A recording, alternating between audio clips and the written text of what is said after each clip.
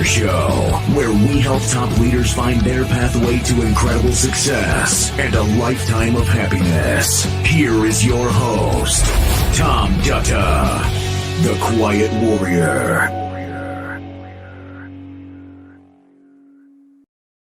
All right, everybody, welcome to the Quiet Warrior Show. My name is Tom Dutta.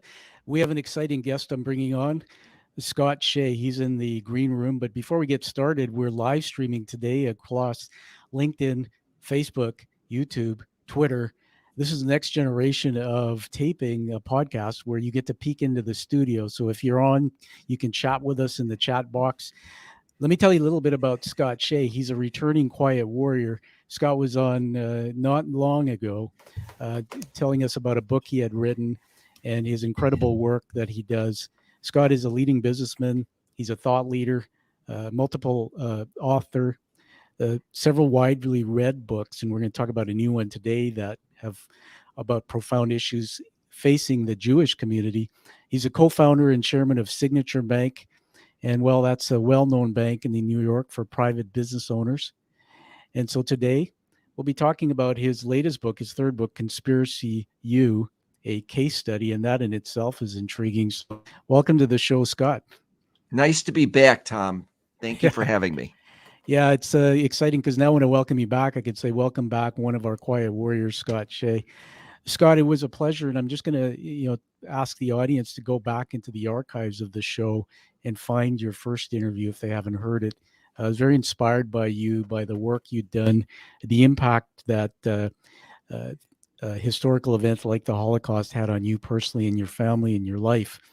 So now we're back again today, and you're on a new journey. You've written a book called Conspiracy U. I'm intrigued by that. Pulled it up so we can see the actual cover there, Scott. Sure. I'm going to full screen Scott, everybody. So Scott Shay's Conspiracy U. All right. So Scott, let's get into that. It's coming out tomorrow. It's actually being released tomorrow. So this is my kickoff, frankly. Fantastic. Well, I'll tell you what, I'm going to jump right in because we want to make this book successful. Everybody, authors' work gets known through reviews. So you want to go and pick up the book. Scott will tell us at the end where to get it. And I encourage you to read it. I'm going to make a commitment, Scott, to do a review on posting on Amazon for you for that book. So on the heels of the other book, was there any link, or tell us, why did you write this book? Well, that's a great question because actually it wasn't a book I was anticipating writing. I had finished In Good Faith, which we discussed. It was a 5-year writing effort for me. And I was really more focused on writing some articles, doing some business writing, which I've been doing, all sorts of issues relating to competition, LIBOR, finance, banking, cryptocurrency. So that was my focus. And then I started writing what was going to be a 2,500 word essay related to lessons I learned from my father. And as you remember from the last show, my father was liberated. It was for the anniversary of his 75th, the 75th anniversary of his liberation from Dachau, when he was under 70 pounds. And so I started writing this article. And what happened was there was a professor at Northwestern by the name of Arthur Butts who had written something called a terrible book called The Hoax of the 20th Century, where he basically says the Holocaust was all made up. It was a plot by Zionists to bamboozle, I'm using his words, Germany and other countries into allowing Zionists to take over Palestine.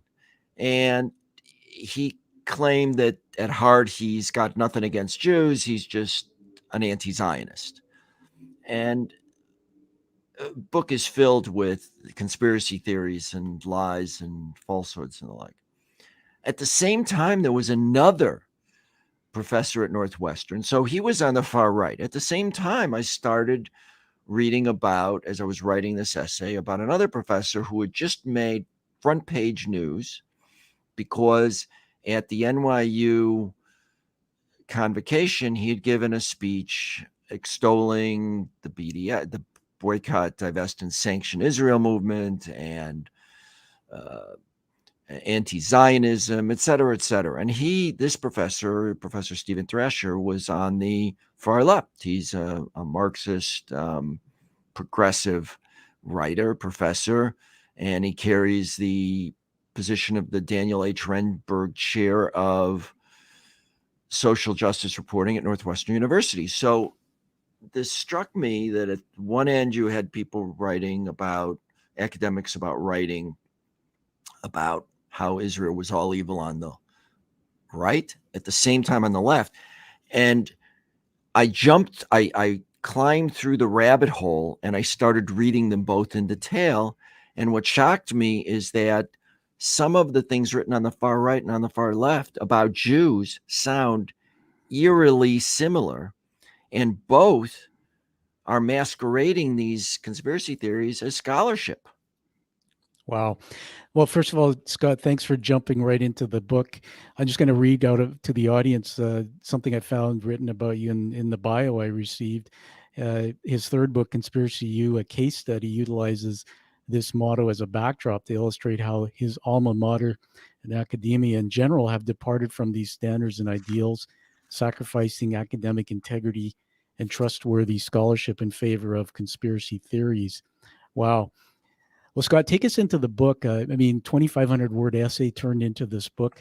I'm really curious. I'm going to be reading it. Talk about the narrative of the book and a couple of the key narratives in it. Something you want to share with us?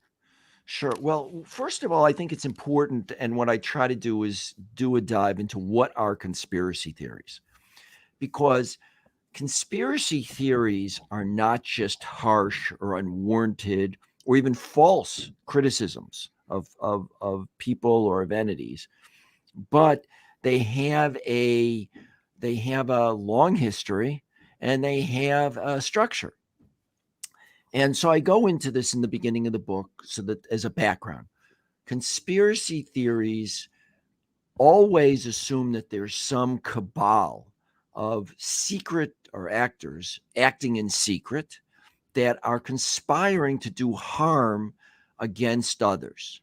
And whatever evidence is brought against that, the conspiracy theory just expands. So conspiracy theories are not falsifiable. For example, Alex Jones, his conspiracy theory, there was no Sandy Hook massacre. That was a conspiracy theory that just kept expanding, taking, like all conspiracy theories, some small anomalies and exploding them into this secret conspiracy. So Arthur Butts, for example, notes a few minor discrepancies with some demographic data from Europe, and he expands that into the Jews created the Holocaust, manufactured it, created it, used it, et cetera, et cetera. Remarkable. Alex Jones also does that. QAnon does the same thing. So these theories never become falsifiable. Once you bring one thing up that explains why the conspiracy theory is just bogus, well, it's just an indication that the secret cabal of people are so good at covering up that it's not really relevant. And the thing that's amazing about conspiracy theories is they almost always have a political motivation. There are really a few exceptions, like Paul is dead or Elvis is alive and in the building. Very, very few. And the thing that the two leading scholars of conspiracy theories, Jevon Byford and Qasim Qassam, both are sort of amazed that so many conspiracy theories involve Jews. And that's been historical. And unfortunately, it's true today on the right and the left. And I just want to say one more thing that the book demonstrates is that the conspiracy theories on the right and the left are direct descendants on the right of neo-Nazi conspiracy theories, sometimes coming almost straight out of what Mein Kampf, what Hitler wrote in Mein Kampf. Amazing that these are still being trafficked today, or from Protocols of the Elders of Zion, which was itself of plagiarism. A third of the book is a plagiarism of a French novel. It's not even, and yet it became accepted, even though it was immediately debunked as a total hoax and a partial plagiary. Just amazing. And on the far left, so many folks are trafficking in debunked Soviet conspiracy theories about Israel that since the fall of the Soviet Union, it's been made plain that these were just made up to discredit Israel and were part of a propaganda campaign. But no matter, they are being adopted and here's the sad part. There are books being printed by Duke University Press, Stanford University Press, well accepted academic institutions, and people are being granted tenure over just made up stuff that it's hard to believe that this qualifies as scholar. It doesn't qualify as scholarship. It's hard to believe that this passes medal anywhere as scholarship. Yeah, thanks, Scott. This is fascinating. And by the way, everybody, we're live streaming with Scott Shay. He's written a book, Conspiracy U. This is his third book. And you can go into the chat if you're on social media and make comments, interact with us. I can put any comments on the screen. But Scott, I want to just, the thought that came to my mind is such a big topic here is how academia can actually subscribe to this stuff. And let's talk about the why for a minute. Maybe you can bring us back to the last time we talked about the book, the first book, the other book you wrote, In Good Faith. And I remember in that I asked you questions about the impact on you that had. When you're reading these articles, how does it make you feel personally? And then why? What's the why behind? What do you want people to think, feel, and do with this particular book?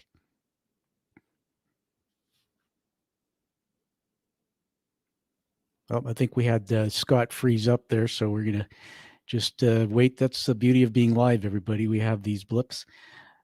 We're going to wait to see if Scott, his connection froze up on us there. So everybody, while we're trying to get Scott unfrozen on the screen, the last book that he had written, In Good Faith, we talked a lot about his family and his roots, and that particular body of work, particularly focusing on things like the Holocaust. Well, we just lost Scott off the feed. This is the beauty of live streaming, everybody. So we're going to wait till he logs back in.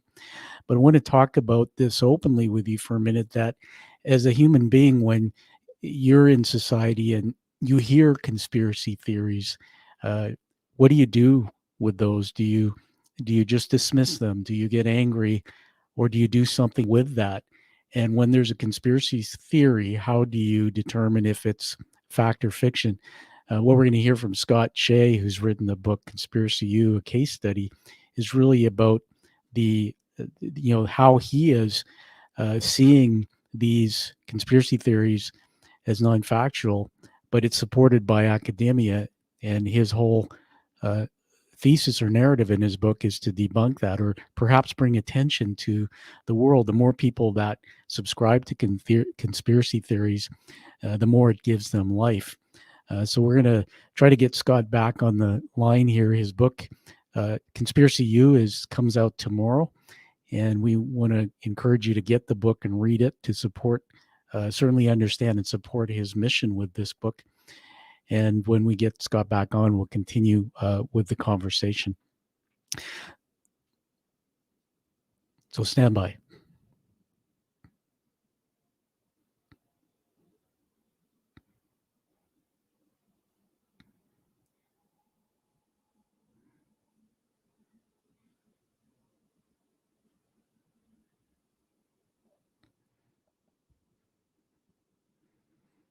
Again, if you're online live with us, you'll see me, the host of the Quiet Warrior Show. We're live streaming across multiple platforms this morning. Our guest has just dropped off due to an internet connection, and we'll be waiting to reconnect them. While I have you on here, I'd like to talk a little bit about the show that you're watching. If you're new to the feed, the Quiet Warrior Show started in 2016. It's a platform where we bring business leaders, particular leaders like Scott Shay, who we have on today, to talk about their successes, talk about something they're doing to make an impact in the world. But we also learn from the setbacks, and those setbacks are where the biggest learnings are. I have this theory, and it's proven right by most of the guests I bring on, that we look at people who have authored books, or in this case, chairman of banks, and we see them as very successful people. And let's face it, the average person in the world may not do the things some of our successful top leaders do. But under the covers, behind those leaders are the same challenges and issues that we all face in our lives, whether it's with our families or whether it's within business. And when we get a leader on and they start talking about their body of work or something they've done, I tend to challenge those leaders to step up and check their egos at the door. Tell me about where you failed, where you fell down, where you were criticized, where you were wrong.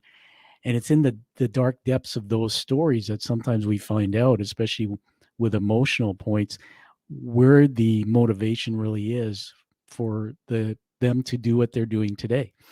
When you look at a case like Scott Shay here, a leading businessman and thought leader and author, several books, he's told us, we hope to get him back on. There he is. All right. Scott, I was just actually having fun. You're back on now. So just for the audience, I was having fun just making stuff up and talking about you. So we are live. So this is the beauty of being live. We'll be able to edit those pieces out of the show. I think your internet connection may have frozen up on you. Right now you're frozen on my screen. So there you are. Can you hear me okay? Scott, can you Yep, hear I'm me? here. Okay. All right, great. So let's pick up where we left off. The question was, I'm how do you going to want, try one more time. I have no idea what's going on here. All right. I think you're just frozen on the screen there, Scott. I don't know if you can hear me, but I see your internet connection. It looks like it's breaking up a little bit. That might just be an issue of the strengths of the internet. So we may have to have Scott come back again. All right, everybody. And as I was saying, is that when you get leaders coming on, like Scott, stand by, technical difficulties. There you are. You're back again. Okay, I'm back. Oh, okay. I think it's just internet connection on your side. It seems like there's the strength, but if you're freezing up again, you're frozen again, Scott. So I'm not sure if you're on Wi-Fi Direct Connect. I'm not getting a clear picture from you. If you can hear me, I'm getting a frozen image on the screen, and for some reason, it's not clear. All right, everybody, stand by. We're going to stay on for a bit longer and see if we can sort this out. There he is. He's back. I just went on a hotspot, so hopefully that'll sort it out. All right. I think that's what it is. Don't worry. We can edit this out. I was just saying to the audience, we're going to pick it back up. So that we're talking about what do you want the readers of your book to think, feel, and do? And I think I was asking you, I was rambling before we brought you back about reading those articles and how hurtful it might be, how it makes you feel given the history you've had with your family. Well, it's very hurtful because to have it said that it's a figment of everyone's imagination that my grandfather, my aunts, my uncles, my cousins were all murdered for self-serving reasons is so ridiculous that it's painful. It's painful to read that Arthur Butts thinks that Jews were so good at creating the secret conspiracy that they convinced unwitting Germans, good Germans, to confess to crimes against humanity, to confess to killing millions of people, to confess to, and by the way, this included bystanders, it included it included perpetrators, it included everybody. And this was just all the Jews have some cabal, and they made everybody believe this. And on the far left, that somehow the source of all evil in the world stems from Zionists, stems from Israel. They've somehow influenced police forces to commit crimes and oppress people of color. that somehow climate change is due to the Jews, that somehow Jews are doing organ mining. I mean, the stuff that is written is repugnant. Yeah. It's literally, I mean, it is literally painful to read. Well, thank you for being vulnerable, Scott. I understand, and I'm sure there's many people who watch this who have had family connections to the Holocaust and lost loved ones who will be feeling the pain. We just, I'm not sure if you're aware, but in Canada, we just had our National Truth and Reconciliation Day. I don't know if you know about our Yep. national disgrace with the Indigenous people of trying to create genocide and really remove them from the planet. It was covered up. It's now coming to light, the extent of that. From many, many years ago. And what I'm trying to get at is each time we hear a story again of something painful from the past, people just relive that. So I was blown away when you said about academia. Why are universities at that level? Why are they accepting this and publishing these articles? And tell us more about the book. What are you trying to do and get us to think, feel, and do in that book? Well, so the whole Jewish and Zionist experience has been mischaracterized in academia, but it's been mischaracterized in a way, and I show examples of this, where unless you salute to what's being said as an academic, you're marginalized. I mean, I use an example of Northwestern's anthropology department. It'd be impossible for anybody who was Zionist or just thought Israel should exist to really be accepted there. And the thing that I was starting to talk about before is that all conspiracy theories just about are politically motivated. And the political motivation of these conspiracy theories is to rid the world right now of Israel or of Jews. I mean, there was conspiracy theories about Jews poisoning wells during the plague. There were conspiracy theories about Jews sacrificing Christians and using their bloods to bake matzah. Never has one of these conspiracy theories ever been verified. There are conspiracy theories that was endorsed by 300 university organizations in California that somehow Israel is behind or complicit in the George Floyd murder. Now, what was the proof? In 2012, the Minneapolis Police Department, a few members, participated in a symposium organized by the Israel Consulate in Chicago on policing. And somehow, even though 3 out of 4 participants weren't even on the Minneapolis police force, and even though there's no evidence that the primary perpetrator was involved or even attended, somehow just a mere exposure to Israel converted an otherwise nice Minnesota police office, Minnesota nice, to rabid haters. And 300 university organizations in California endorse this. There's lots going on. Scott, I just have to jump in because you got me excited. And everybody, if to get me excited, it means it's a deep issue I'm hearing from Scott. But I've friends in the medical community, and scientists have to have peer-reviewed studies reviewed by their peers. I mean, it's a high bar to get something published. Yep. That's crazy that these type of conspiracy theories are being published. The book title, hold it up again. I'm going to full screen you, everybody. The book comes out tomorrow. Conspiracy U. I love the cover. Scott Shay. It says a case study. Tell us, what does that mean? A case study. Well, I take a case study, Northwestern University, which is my alma mater. And it really pained me to do that. I could have used a case study of other universities, but Northwestern is not known as a hotbed of radical anti-Zionism. It's just sort of another university. It's a highly ranked university. You would think it has high academic standards. And the answer is yes, primarily except, there are other exceptions too, primarily except when it comes to Israel or when it comes to Jews, where academic standards are to some degree thrown out the window unless you follow the party line.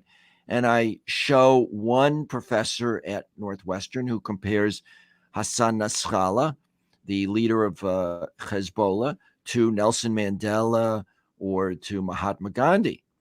And he's currently a professor, and talks about, how he'll be fairly judged as a liberator. Well, Hassan Nasrallah thinks that every Jew on the planet, makes no bones about it, should be exterminated, eliminated. he doesn't limit it to Israel. Now, if you had another professor at saying that any group of people should be exterminated from the earth, they wouldn't continue to get tenure, get promoted, have tremendous responsibilities. But when it comes to the Jews, it's okay. Yeah, You can absolutely. be for their extermination, and you can still not be criticized. It's okay. It's fine. And I have I cite another professor at Northwestern who wrote a book where the only way to understand it is to assume that Jews, Zionists, are somehow evil. And terms like campus rabbis are done in quotes, as though somehow there's a signal that a campus rabbi, it's sort of unfortunately, on the far right, when I've written, my name is sometimes, and other people's names who are Jewish, are behind three parens to indicate that that person is Jewish. So the quotes are on the far left and the parens are on the far right, but they're getting to the same exact thing.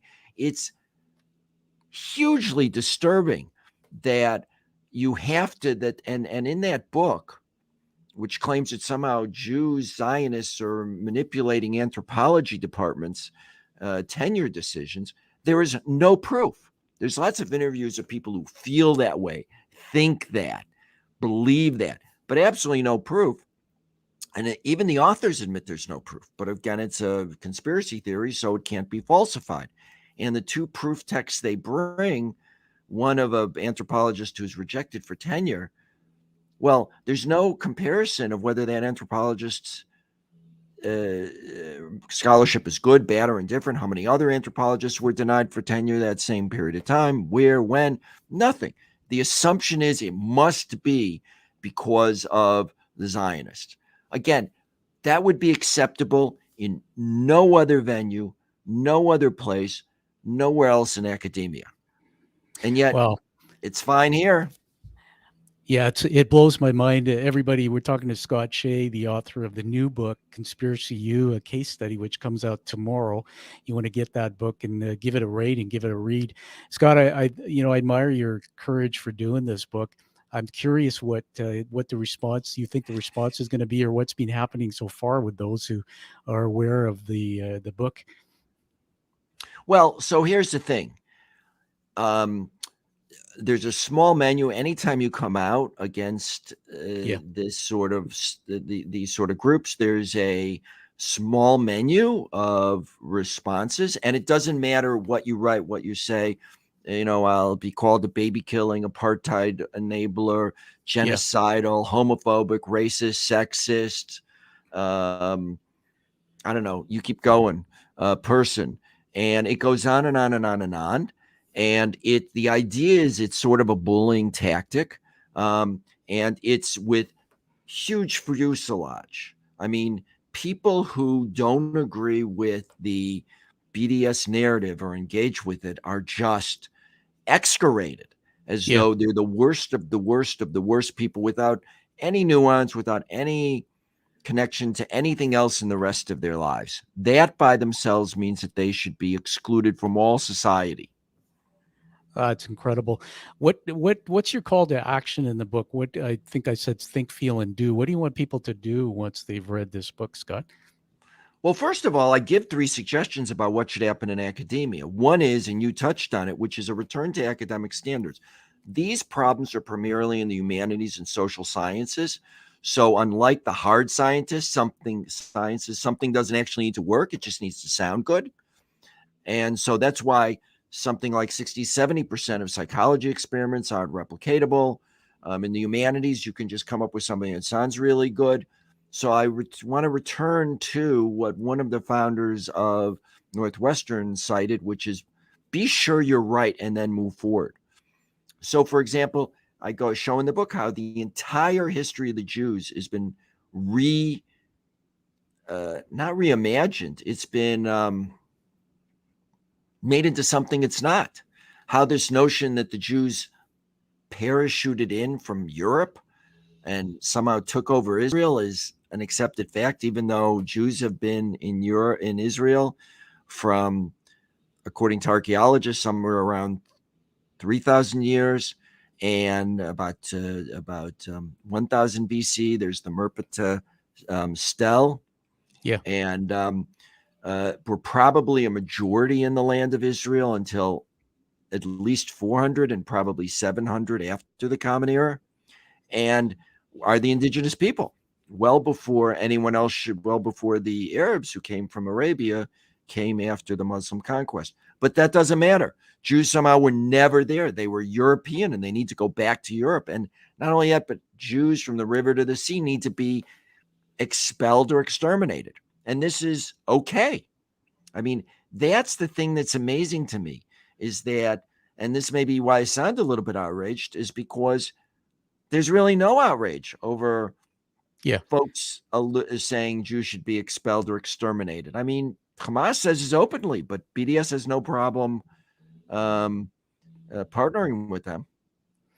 Yeah, your last comment about there's no outrage, I sometimes think about that, Scott. You sent me on a journey in my head about other issues that I wonder 10, 20 years from now, the next generations, when they're looking back at history, when this book has made an impact. I'd like to know what the millennials and the Gen Xers and those who are coming up who never got to see their grandparents or people who were lost, in the Holocaust, what their opinion is of conspiracy theories. I got to say, man, I think I call you a trailblazer, but everybody, a leader in society who steps out and speaks on a cause like this is a trailblazer. And with it, there's a saying, the first one always gets bloody. And you're prepared to do that. This is your third book. So, Scott, hold it up again and tell us where people can get a hold of that book. So people can get a hold of this on Amazon at Barnes & Noble, barnesandnoble.com. Wherever quality books are sold, it's available. And they can find out more about it if they go to scottshay.com. You can order it through some links there. But I also really want to say thank you to Tom, because your motto, purpose, action, life, is really something that I take to heart. I mean, I think that we need to all live a purpose-filled life. We don't want to just sort of start and end. And I think I said it the last time on your show, is that the most important 2 days in anyone's life are the day they're born, because then they have the potential. But just as important is the day that they find out why they're here on this planet. And that's not so easy. And sometimes people go through their whole lives without figuring out what they're here to do. And it could be a small thing, could be a big thing, we don't know. But without that purpose, we're just sort of sleepwalking. Yeah, thank you, Scott. Thank Scott, you, Tom. You're welcome. Thank you for reminding us of that. Everybody, that's a teaching moment on this show, the beginning and point of your life and finding why you're here. Here's the thing, Scott, I've learned this, that for some, there are others like you out there who've had similar experiences, losses. They're angry, they're frustrated, but they won't step into the unknown and do something with that to make an impact. So as we go to wrap up here, I want to honor you with 4 leadership words. We did this last time. I get to do it again. They're not scripted. Everybody, Scott Shay, the author of the book Conspiracy U, a case study. Scott's also the chairman of a well-known bank, Signature Bank in New York. The first one is integrity, Scott. There's no question about it, to put yourself out there and have integrity to write this book. Number 2, trailblazer. I've already said it. First one through the wall gets bloody, according to the movie Moneyball. Well, I can imagine on your third book that you're ready for more of that if it happens. Third is leadership, taking a leadership role. I know, especially in the Jewish community and the work that you're doing, blesses your tribe. And the fourth one is, I'll finish up with this word that sometimes in leadership people don't accept it. It's love. The fact that you're doing this, and if people really read your last or the book in good faith and understand the sacrifice that your family made as a result of some of these world events, it comes out of you when you're speaking. You say you might be enraged. Well, dude, being enraged, the point of finding love is to be enraged, and you do it because you love other people. So congratulations. On this, we'll be putting a link to the book and a recommendation in the show notes for people to get it and give you a review. And Scott, I'm Thank you. There it is. I'm going to challenge you that after I've read it and done your review, maybe spare a few minutes and come back again, and so we can talk a little bit more about this book.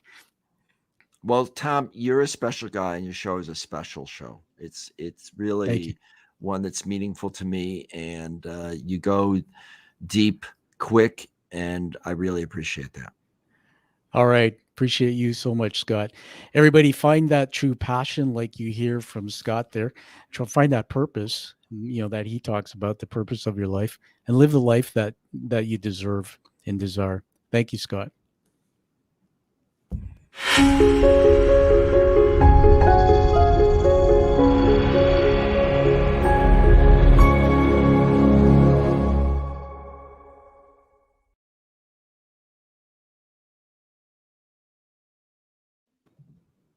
All right, we're going to end the broadcast